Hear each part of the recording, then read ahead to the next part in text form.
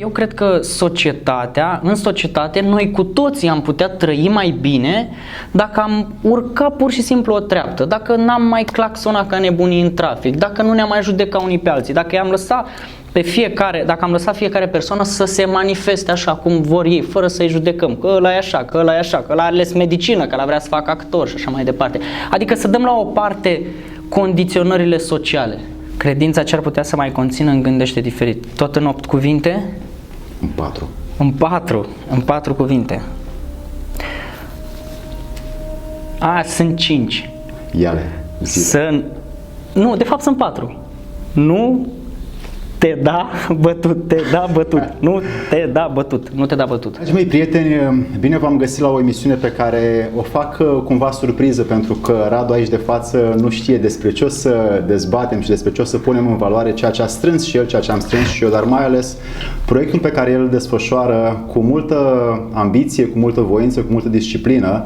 A căutat să producă pentru cei care sunt căutători și curioși un excelent instrument de o scurtătură pentru aceia care vor să dezvolte aptitudini interioare și exterioare, atât în plan spiritual cât și în plan financiar și profesional. Gândește diferit, cumva l-a cuprins pe Radu ca un proiect pe care și-l îmbracă zilnic și are oameni lângă, susține foarte mult pe cei care au un bun simț interior cultural foarte mare și de asemenea este și un căutător pe care îl apreciez foarte mult pentru simplitatea pe care el o are.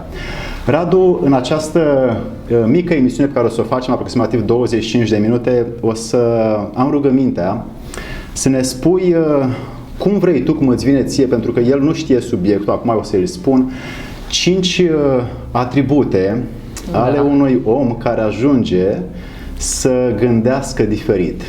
Ce este, cum este, de ce este, atributele, personalitatea, disciplina, consecvența, cum tu le înțelegi prin acest proiect care tu l-ai dezvoltat și o faci foarte frumos cu oameni care ajung să gândească diferit, pentru că tu aduci o formă foarte frumoasă, mai ales pentru tineri și ulterior pentru oamenii trecuți de vârsta a doua care vor să-și dezgroape din ei, să deselenească din ei aceste atribute de a gândi diferit, de a fi diferit, de a ajunge să facă din creativitatea lor ceva cu notorietate pe această planetă. Felicitări pentru acest proiect. Mersi, fain.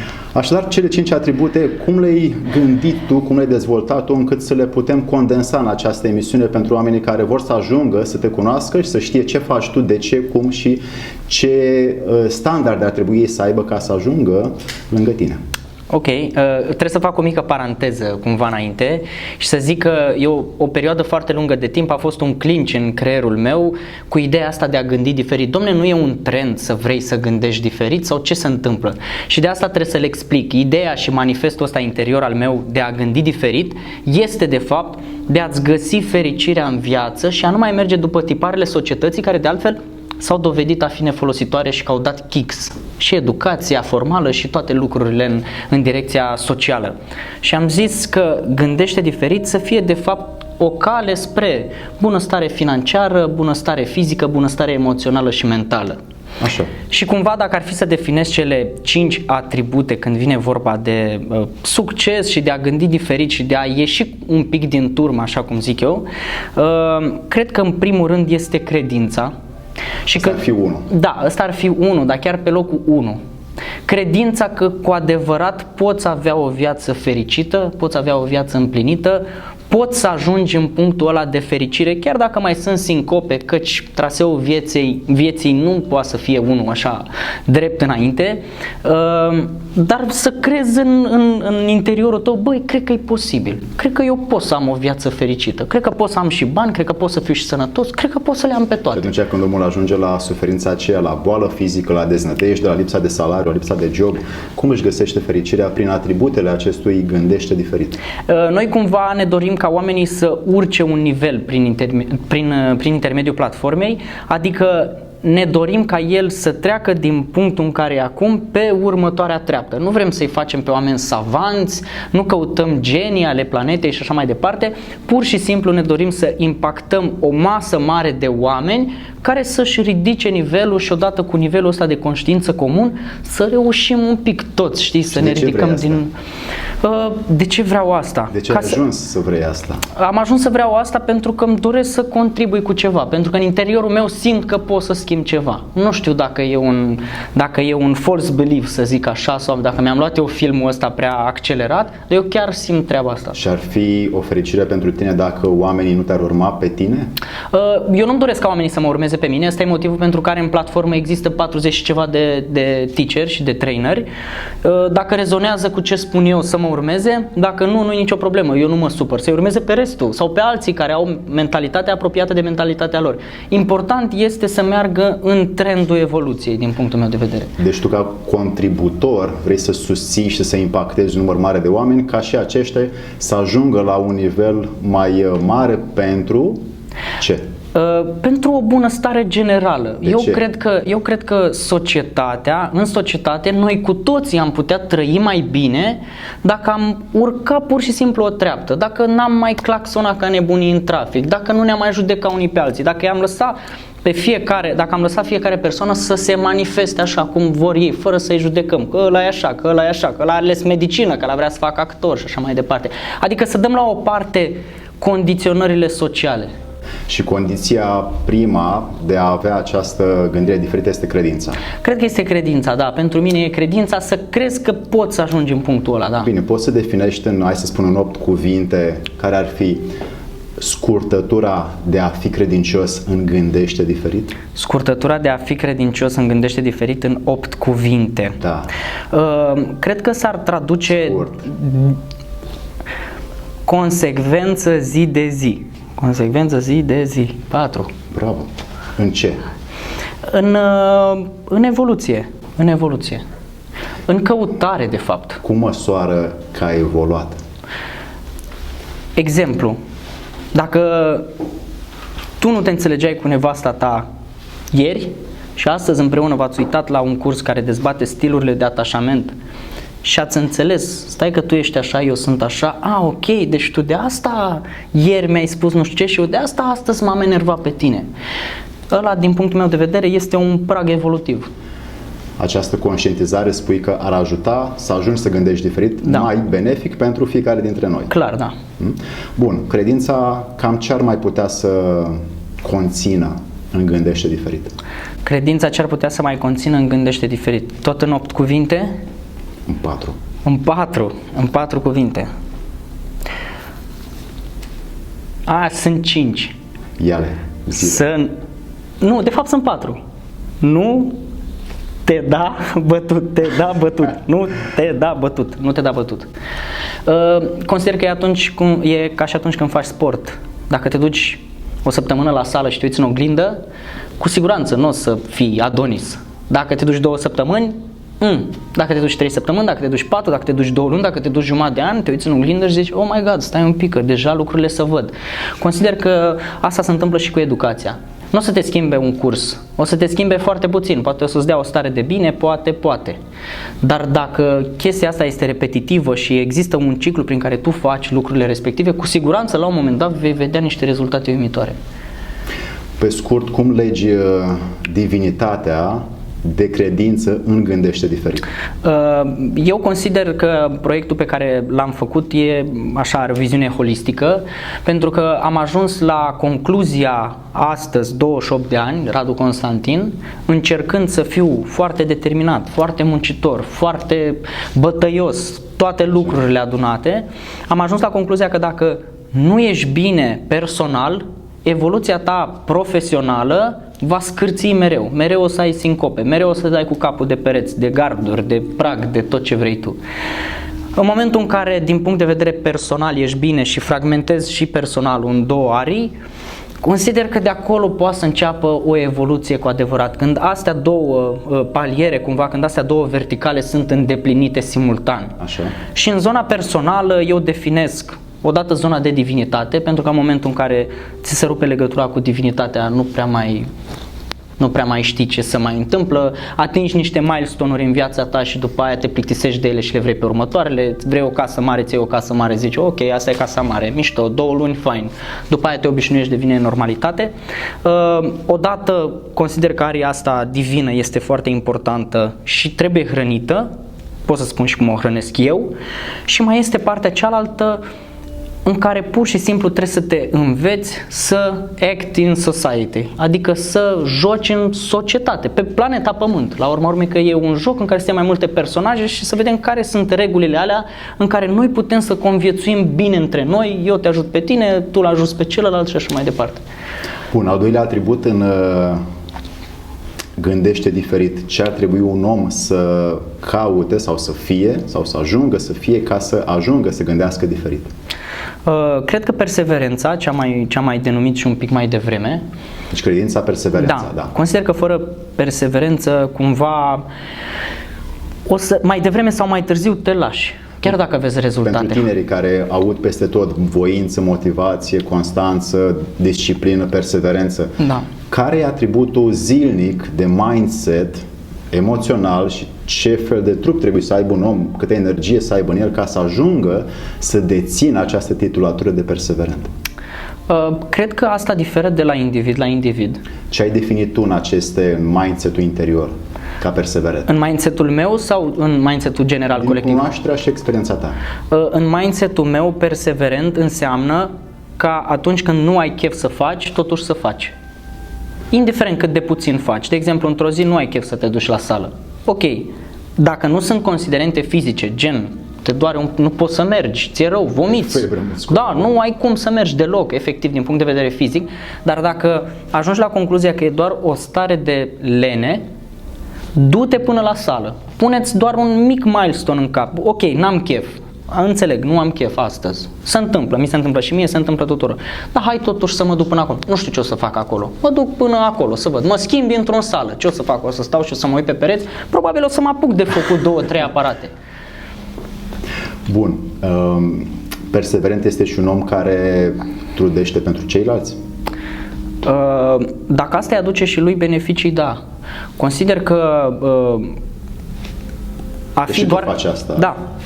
Consider că a fi doar în slujba celorlalți nu e neapărat varianta câștigătoare, cel puțin nu pentru mine varianta câștigătoare. De asta n-aș putea să zic niciodată și probabil m-aș considera eu pe mine un ipocrit să spun că acest proiect Gândește Diferit a fost făcut doar din considerente altruiste și noi vrem să ajutăm doar umanitatea și nu ne interesează banii, nu ne interesează că această companie să ajungă peste mări și țări. Nu, noi vrem doar să ajutăm. Suntem această biserică de binefacere, până și biserica face bani și noi nu ne dorim. Noi vrem să stăm în colibă toți, toată echipa, vrem să locuim la cort, dar să știm că oamenii în rest au o viață bună. Nu, cu siguranță, consider că trebuie împărțit în 50-50.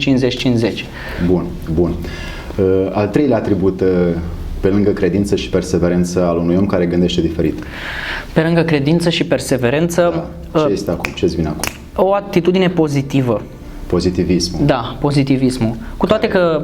Cu toate că e un curent foarte răspândit, da, și oamenii îl înțeleg pe principiu, ok, dar dacă mi-a murit pisica, cum să fiu pozitiv? Stai un pic, n-am zis să fii pozitiv dacă ți-a murit pisica. Să fii pozitiv nu înseamnă să-ți înneci sentimentele pe care le simți, că probabil tu simți tristețe din anumite motive, dar să ai capacitatea și înțelepciunea în acele momente să poți să analizezi, dom'le, de ce mă simt rău, de ce mă simt acum trist, de ce se întâmplă asta? Sunt într-o situație oare atât de rea pe cât mintea mea și închipuie că e sau doar e un film pe care eu mi l-am făcut?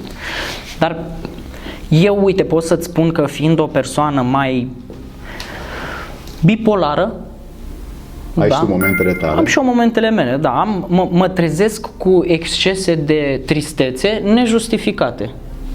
Și în momentul în care probabil stau în ele, nu știu, 10-20, jumătate de oră, jumătate de zi, o zi, habar n-am. Dar am un moment în care zic, băi, stai așa un pic, ce s-a întâmplat? Ce nu e în regulă? Ce nu-ți convine? Și cauți înăuntru. Da, îmi pun întrebări, îmi țin autoterapie. Introspecție puternică, da. Pe foaie și mă întreb, what's wrong? Ce se întâmplă cu tine? Și de ce ești? Da, și încep să apară. Și îmi dau seama că de fapt multe dintre ele sunt doar niște gânduri eronate pe care eu mi le-am făcut despre situația actuală sau... În 4 cuvinte, pozitivismul, cum ar putea să le rețină cineva? Pe care tu îl pui în Gândește Diferit? Analiză, introspecție. Analiză și introspecție, uite, 3. Okay, perfect. Analiză și introspecție, da. Al patrulea atribut? Al patrulea atribut din Gândește Diferit. Deci am spus așa, Credință, perseverență, pozitivism. Zi, haide. Ce iese prin tine acum?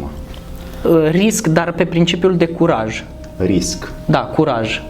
Curaj. Da, curaj. Care ar fi de fapt și un sinonim cu riscul. Da, un sinonim cu riscul, da. Ce ar putea să definească curajul în Gândește Diferit? Ce ajunge un om să ia din Gândește Diferit? Un om care vrea să ajungă la curaj, care vrea să riște mai mult și totuși uneori îi cam țăție fundul. Da. Mulți dintre noi consider că mergând pe tiparele sociale și cumva pe tiparele societății, ajungem să facem lucruri și meserii care nu ne împlinesc 100%, unde nu ne simțim bucuroși, dar pentru că avem un trai stabil, e ușor să perpetuăm over and over again lucrul ăsta, pentru că știi că te duci acolo, la final de lună îți iei banii, îți plătești chiria, îți plătești rata și așa mai departe, viața curge, te trezești la 50, la 60 de ani, că domnule stai un pic că mie de fapt mi-ar fi plăcut să fiu pictor sau să fiu inginer și eu am fost doctor, whatever, nici măcar nu contează. Și consider că ai nevoie de o doză de curaj ca la un moment dat în viața ta să spui, bă, ia gata că eu aș vrea să încerc să fac de fapt ce îmi place. Nu zice nimeni că, de exemplu, dacă tu astăzi ești inginer și câștigi 5.000 de euro unde ești tu, de mâine gata, trebuie să oprești tot și să te apuci de pictat. Cu siguranță ele trebuie să meargă în paralel până când pasiunea ta o să înlocuiască jobul de zi cu zi pe care tu l-ai în momentul ăsta. Dar cred că curajul ăsta e greu să-l găsești singur în interiorul tău când tu ai fost sedimentat de-a lungul timpului cu foarte multe condiționări sociale, frici de acasă, din societate, din familie și așa mai departe. Și care contabilizate nu o să lase pe om să... Exact.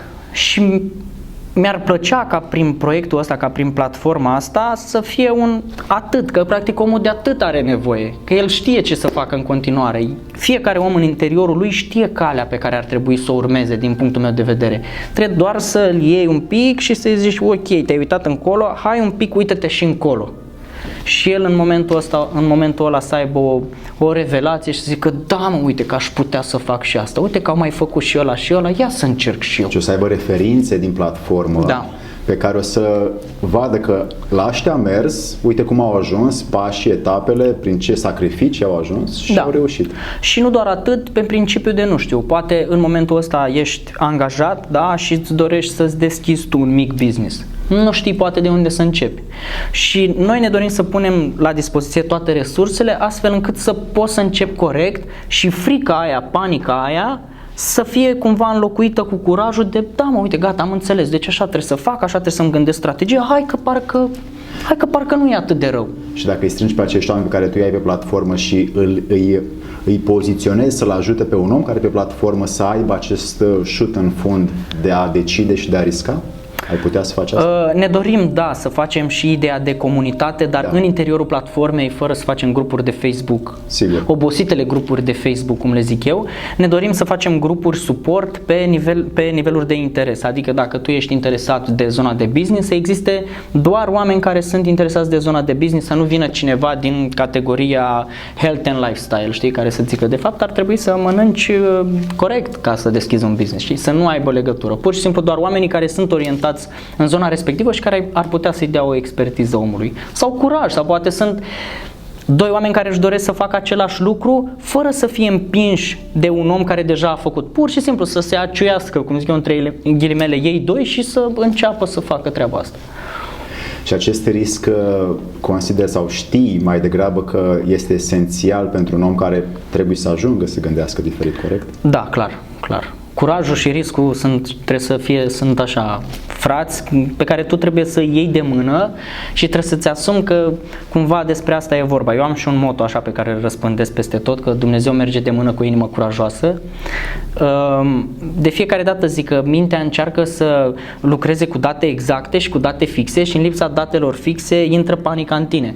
Dar trebuie să te mai și arunci, să zici, Doamne, eu am făcut jumătatea mea, că am o vorbă, dacă tu faci jumătate, vine și Dumnezeu și face cealaltă jumătate. Și zic, Doamne, eu am făcut jumătatea mea, am acționat, uite, m-am dus până aici, fă și tu ceva acum, știi? Te aștept, vino și tu, m-am aruncat, gata. Foarte interesant abordarea ta, chiar dacă cumva conceptul doar al numelui, știu că și Apple îl folosea de Think Different. Trebuie să-ți povestesc aici repede paranteză. Da. Noi în momentul în care am făcut Gândește Diferit, eu nu știam că Apple are Think Different. Și după aia ai aflat. Și am căutat în engleză, pentru că noi vrem să facem proiectul și în internațional, și am scris să văd al cui e thinkdifferent.com. Și am scris Think Different, Enter. Și mi-a intrat pe apple.com, redirect. Și zic, nu, cred că o fi fost greșeală. Din nou, thinkdifferent.com. Ai avut ceva contacte pe acolo. Da. Și am dat din nou Enter și am intrat iarăși la Apple. Și zic, băi, stai să vezi că Gândește Diferit e lui Apple. Dar de fapt tu îl promovezi mai mult în România acum și după aia dacă mergești internațional poate poți să-i dai o conotație care să nu îți ceară drepturi de autor. Exact. Și al cincilea atribut? Al cincilea atribut cred că este pasiune. Sigur? Da. Mai exact, putem să o punem ca vocație oare? Vocație, da, pasiune, vocație, da. În care faci ceva fără să ai așteptări neapărat că cineva îți dă prin prisma faptului că tu ai făcut. Da, ceva ce te împlinește și te face fericit. Și cu toții necondiționat. Corect. Cu toții avem acea activitate, sper. Cum ai început și tu de altfel, cu pasiune. Exact. Tot ce am început cumva până în punctul ăsta a fost așa, de distracție. Hai să vedem. By the way, acum o chestie nouă pe care am început-o, zona asta de DJ-ală, de DJ, eu am început-o for fun, adică mi-am cumpărat acasă și am zis, hai să ne distrăm, să văd și eu cum e, că oricum îmi place muzica, hai să văd. Și acum deja am gig-uri și se întâmplă lucruri serioase și am pus la evenimente destul de mari și zic, bă, incredibil, cum făcând cu interes zero în zona de bani, să zic. De rezultat. Da. Că nu căutai rezultat. Nu, pur și simplu. Că ai vrut. Da, mânat de pasiune și de curiozitatea de a descoperi lucruri noi. Și am zis, bă, ce tare, uite un pic unde poți să ajungi, știi, într-un timp scurt. Pe scurt, cum ar putea un om care ar vrea să ajungă să gândească diferit prin această vocație sau pasiune, cum ai numit-o tu, să ajungă la ceea ce e la drive-ul lui interior, la partea aia spirituală din el care să-l mâne, să-l ghideze, să pună corpul în mișcare, să-și dea două palme, să uite în oglindă, să trezească și să facă ceea ce simte el zilnic, care e de făcut. Cred că e o asumare aici. E vorba despre o asumare și despre un moment de introspecție. Adică cred că ai nevoie de un pic de singurătate.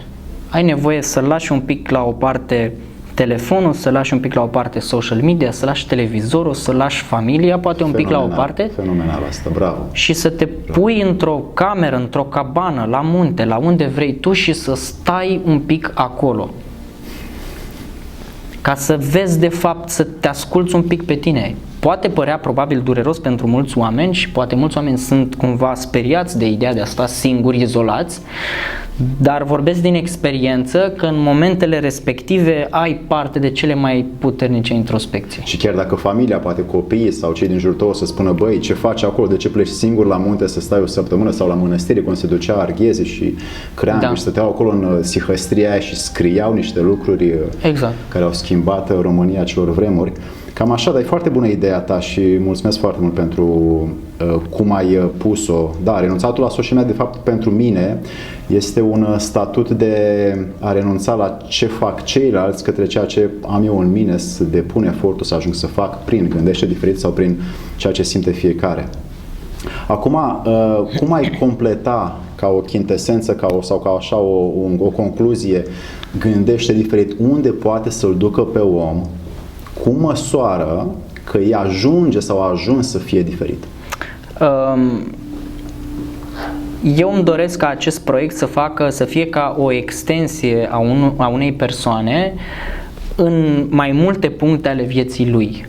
Adică, așa, în momentul în care, să zicem, el decide să se lase de job că vrea o afacere, să găsească inspirație și informație și tot ce are nevoie, și curaj și toate lucrurile pe care le-am descris, să le găsească în categoria business și așa mai departe. Dacă, Doamne ajută, se căsătorește și face un copil, să fie curios, să caute în categoria parenting, să afle lucruri despre cum să își managerieze viața de familie și așa mai departe. Se ceartă cu nevasta, are probleme la job, își face o echipă nouă, are nevoie să știe cum să o conducă și așa mai departe. Cumva să pot să-l punctez în mai multe etape ale evoluției lui. Nu-mi doresc să-i dau o pastilă și după aia să-l las, să-i zic, hai gata, de acum du-te, baftă, descurcă-te. Îmi doresc să simtă și să știe că se poate baza pe mine, pe noi, în orice moment al vieții lui își dorește să iasă cumva din tiparele sociale către o viață mai bună, că despre asta e vorba. Dragii mei prieteni, mulțumesc foarte mult, Radu, pentru ceea ce ne-ai oferit astăzi. Sper să fie util pentru voi și Gândește Diferit, care este susținut de Radu, sper să ajungă în inimile, în mindset-ul vostru și în a voastră spirituală interioară. Mulțumim foarte mult!